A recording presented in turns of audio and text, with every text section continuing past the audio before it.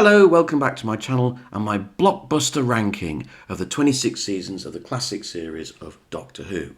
We've reached position 13, and this is the final Barry Letts Terrance Dicks season I haven't mentioned, which is season 10. Why does this season come so far above the others? Well, for two reasons really. They're called Carnival of Monsters and The Green Death. God, I love those stories. Carnival of Monsters, the story where Robert Holmes finally realises what he can do with this series, and he's just having fun with it. That story just explodes in intelligence and wit and fun. I absolutely love it. And The Green Death is probably, arguably, the best story ever for the Unit family. You've also got Planet of the Daleks, which is an incredibly derivative story, but is so much fun. It's the story for the 8-year-old boy or 8-year-old girl in all of us, really, isn't it? So that's my 13th place season. It's an enjoyable season, bit silly in places, bit boring in places with Frontier in space, but overall I think a good time for the series. 12th place is season 4. Now, the eagle-eyed among you will have noticed I've not yet picked a 60s season, and that's because I love 1960s Doctor Who. I really, really adore it. So this is the lowest placed 60s season in the list. And that's because season 4 is something of a transition season. I'm not just talking about the change from Hartnell to Troughton. What happens is, a weird thing happens when John Wiles leaves Doctor Who. Innes Lloyd, a very intelligent producer, takes over with Jerry Davis.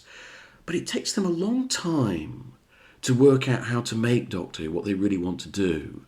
And in season 4, slowly but surely they start to put it together. Right? So they get rid of the historical stories that they don't like. They start making the science fiction stories more realistic. They bring in Patrick Troughton. They think, oh, Fraser Hines is quite good, let's keep him on. And they start building that relationship.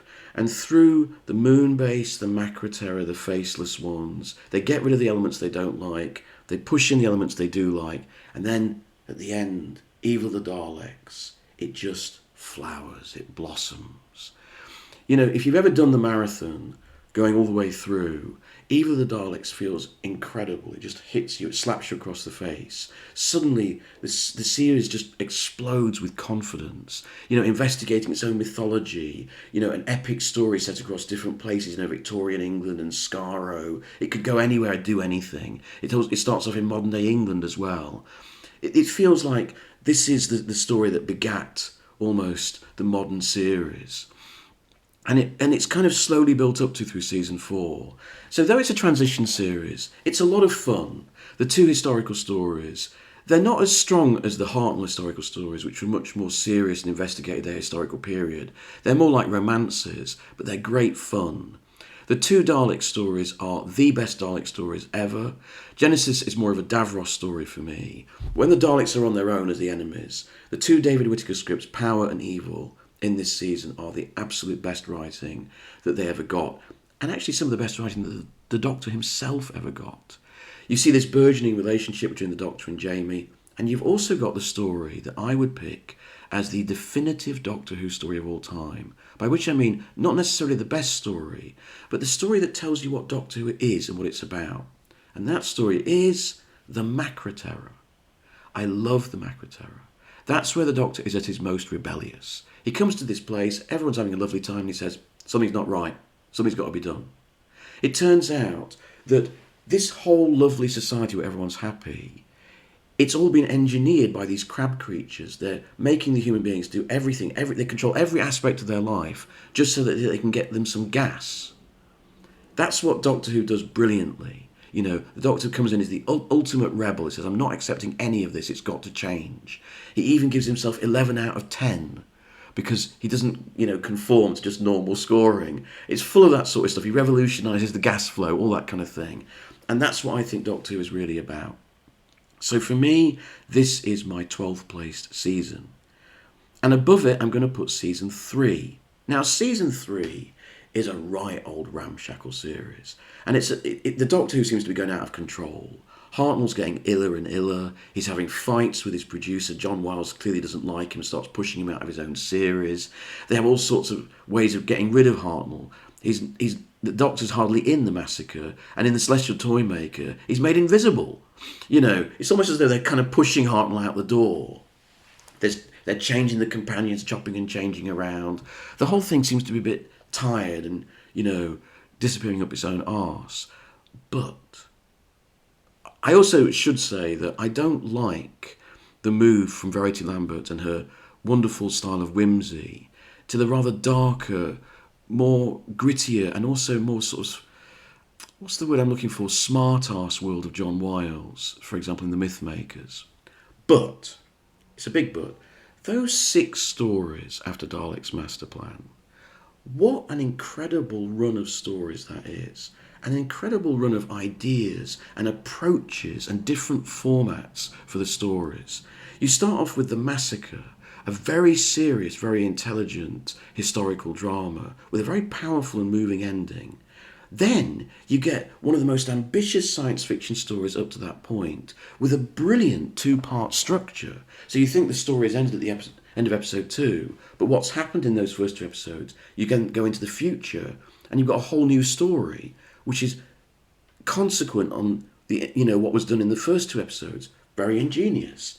Then you've got The Celestial Toymaker, a completely mad fantasy story set in this kind of cruel children's world, overrun by the ultimate children's enemy, a tyrannical bully who makes you play his games. An ingenious idea. It's fashionable these days, especially among politically correct types, not to like Celestial Toymaker. I still hold a candle for it. It may be that it's a bit studio-bound, but the idea is ingenious. And actually, this world, keeping it in the studio, keeps that idea of being in a children's playground, in a children's playroom, which I quite like. Then you've got a comedy western. Yeah, okay, not the best idea. It didn't go down very well with the contemporary audience. But going back and watching it on its own level, it's actually the best story of the season. It's very well directed by Rex Tucker. It's very witty script. And it's not just good because it's funny, right? There's 2 schools of thought on the Gunfighters. People either think it's really crap and embarrassing, or they think it's fun and amusing and, oh God, lighten up and just enjoy yourself.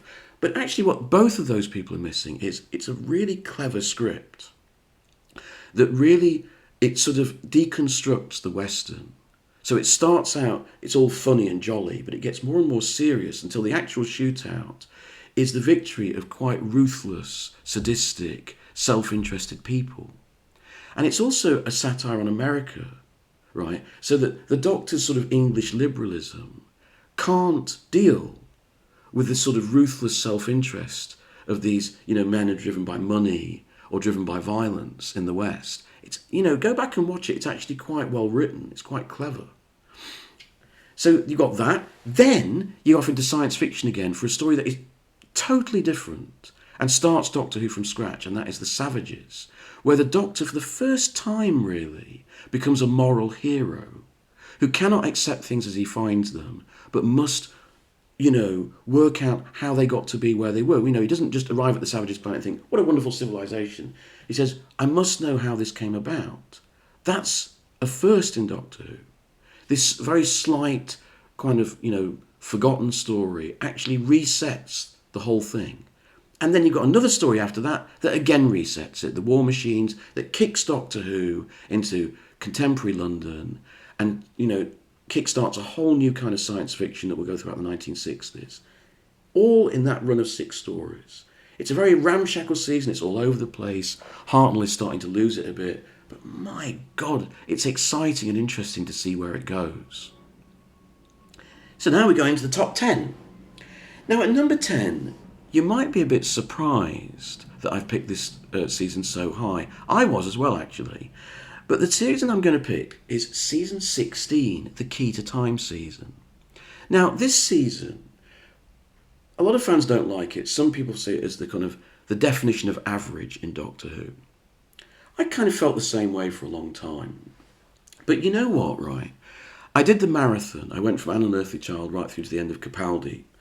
And what surprised me about season 16 is I'd underrated it. And I thoroughly enjoyed it. The wisdom on the Tom Baker era is you've got the brilliant Hinchcliffe era, where Tom Baker's taking it seriously. Then Williams comes in, he's a bit rubbish, and Tom Baker takes over and starts being silly. It's not quite true. First of all, Tom Baker is really good in The Key to Time. Now, he's playing it in a different key. He's playing it in a more comic key, but he's always inventive and intelligent and witty. And his performance is really good. You believe him all the way through. It's not true to say that his acting falls off the cliff. It falls off the cliff more in season 17. Here, he's on point, but he's just playing it in a more comic register. But the other thing is that Williams was not hopeless as producer. He did have a lot of creative ideas, and he worked well with Anthony Reed. And both of them, it seems to me, were interested in the mythical and the fantastical, right? And what they do is, they reinvent Doctor Who. And this season has never been given credit for this. There's all sorts of other reinventions of Doctor Who, like season 7, is seen as a big new era of Doctor Who. The Sylvester McCoy era is seen as a big new era of Doctor Who. This era never gets the credit it deserves. It's quite unique in the history of the programme. After Invasion of Time, what we get is a completely new approach to the programme, and that is to make a kind of romancing the stone, thin man, romantic comedy adventure, where you've got a leading man and leading woman who are sort of playfully against each other but also kind of like each other, going through these adventures which are all under an umbrella theme, finding this artifact, like Kathleen Turner and Michael Douglas are trying to find that thing in Romancing the Stone. It's comic, but it's also serious at the same time. And it's a different kind of science fiction. It's more fantastical, it's more whimsical. So you've got the medieval world of the androids of Tara. You've got this Never Never Russia of the Rebos operation. You've got a planet that's full of pirates, or you've got the sort of folk horror world where stone circles can come to life. And I don't think this series has ever been given credit for taking the series in a completely different new direction. Obviously one that fans didn't like very much, but fair play. It was original, it was distinctive, it was unique. And actually, I quite like it. Okay, it ends with a terrible anticlimax, the end of the Armageddon Factor, which is hard to defend. Pirate Planet is a bit annoying. But the rest of the season is so much fun. The dialogue is witty, the characters are great. You've got Beatrix Lehman in The Stones of Blood. You've got the Graf Vindicay and Sholak, in the Rebos operation. Wonderful set of acts. Peter Jeffrey is wonderful as Grendel in Androids of Tara. It's a great fun season. It's rambunctious fun, which is what I think Doctor Who should be. So give it another try. And in 9th place is that other Tom Baker season, which many people dismiss, which is season 15. Now, like season 4, season 15 is a transition season. Hinchcliffe has been chucked out. Graham Williams has been ushered in. Williams is trying to work out what he's trying to do. He's got the last few stories of Robert Holmes, then in comes Anthony Reed. The budget's gone a bit. They're a bit worried about violence, so they're not quite sure where they're going. And so, because this season seems a bit weaker after the Hinchcliffe seasons, most fans just dismiss it. Now, I find it hard to justify Underworld and Invasion of Time, I'll admit. But the first 4 stories of the season are fantastic. Horror of Fang Rock is just as good a gothic horror as anything in Tom Baker's first 3 seasons. Invisible Enemy is, okay, there's the giant prawn, and some of the bits inside the Doctor's body are a bit crap. But the ideas, typical from Bob Maker and Dave Martin, are completely bonkers and wonderful. K9 is actually a great idea in a way, a robot dog assistant to a doctor. I like the idea of a virus in space that is trying to incorporate itself into the world of men. The setting of mankind first going out, the setting in the asteroid belt, a hospital inside an asteroid. There's some terrific ideas here. Image of the Fendal, look, I'm an old folk horror Quatermass fan. This story is catnip to me. Chris Boucher's dialogue is eminently quotable. I love that story to purple pieces. I think it's adorable. I think it's frightening. I think it's funny. I think it's got great performances. And then you've got the Sunmakers. Everyone craps on about Douglas Adams and how distinctive his comedy is in Doctor Who. But it was Holmes who was the first writer who had to take this new edict from the BBC to make it less violent and more funny. And he had 2 goes at it, 2 prototypes. They are the Sunmakers and the Rebus Operation. And they are 2 of the wittiest, cleverest, most brilliant scripts in the series history. And he never gets any credit for them. I personally find them funnier than City of Death. There you go. So that's that. But I will confess to you there is another reason why season 15 is so high on my list, right? And that's this. I believe that every fan, deep down in their inner sanctum, in their heart, when someone says those 2 words, Doctor Who, they've got an image in their head of what that is. They love all the eras, they love all the doctors, they love all the different approaches, but there's something that they go back to deep down that says Doctor Who. Where I go back to is the Doctor, Leela, my first fantasy female, the Doctor, Leela, and K9 in that 70s TARDIS. It goes back to the 1970s, sitting on the settee, waiting for the Doctor Who music after Grandstand and Look North, fish finger sandwiches, the summer wind blowing in through the French windows onto the garden. This is my happy place. Season 15 is my happy place.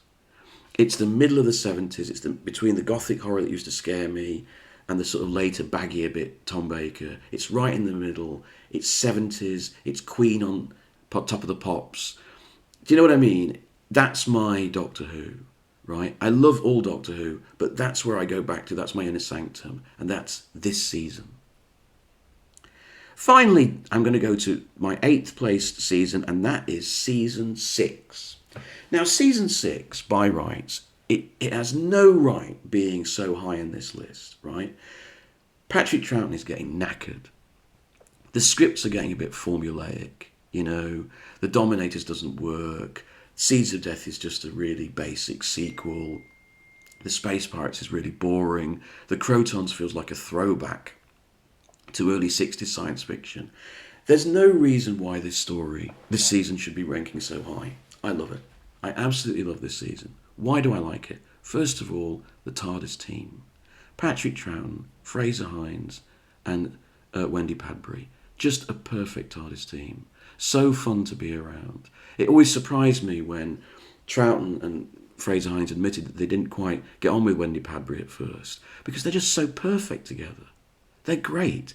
And Jamie and Zoe are the perfect foils for the Second Doctor. Jamie is all about instinct, is all about strength and honesty and loyalty. He's not too bright. But Zoe is this kind of all about, logic and computers and everything. And the Doctor falls right in the middle of that. They're perfect together. That's the perfect TARDIS team. And they obviously enjoy being together. They've got a rapport as actors. So I love watching them together. Also, this season features 3 of my absolute favourite stories of all time, which are all very different from each other. So you've got The Mind Robber, this wonderful, offbeat, fantastical, surreal story. You've got The Invasion, which is the ultimate Earth invasion story. You're actually watching the plotting of the invasion with the Cybermen in those iconic shots in St. Peter, before St. Paul's and everything, with one of the best villains in the series history in Tobias Vaughan. And then you've got the War Games. I've spoken about the War Games at length on this channel before, but suffice to say, one of my top 3 or 4 stories of all time. An incredibly wonderful epic, combining, historical drama, outrageous science fiction, lore from the Doctor's past, mixed in with a bit of politics. I love, for example, the fact that the people who most resist the aliens are Pancho Villa and the Mexican peasants. That's a bit of Malcolm Hulke coming in. I love the fact that Malcolm Hulke and Terence Dicks, who were quite different politically, were best mates and made this story together. That's one of the things that's so beautiful about this story. And so, overall, this story, and you've even got the Crotons. I'll stick up for the Crotons, because I think it's quite good fun. I like the Crotons. The Dinotrope is dissolving. I love the Crotons. They're actually quite a good enemy. And the way that they're realised on screen is a bit rubbish, with a little skirt. But I think they're charming and cuddly. I think they're kind of fantastic. So I really like this series. I think it's a fun, silly Sunday afternoon series. But what's wrong with that? Next time, my top 7 seasons to be continued.